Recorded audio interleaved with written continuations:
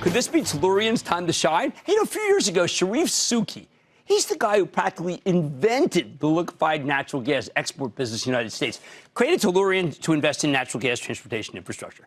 We produce way too much natural gas in this country. He taught us that, too, to the point where a great deal of it just gets burned off or flared because it's cheaper than paying for storage. But this stuff is very valuable overseas. It's just that there's no easy way to ship it overseas. After all, it's gas. That's why we have all these liquefied natural gas terminals popping up. You need to turn it into liquid before you can transport it across the ocean.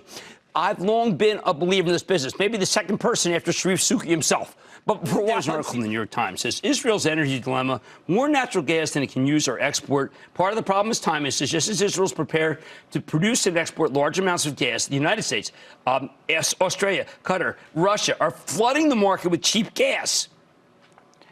Well, cheap gas would create more demand. So LNG has become a commodity. Right. You have to be in the top quartile in terms of your cost structure. And if you are in the top quartile in a commodity business, you will do very well. But in order to do that in the United States today, we know we have very, very cheap gas in more than one area. Right.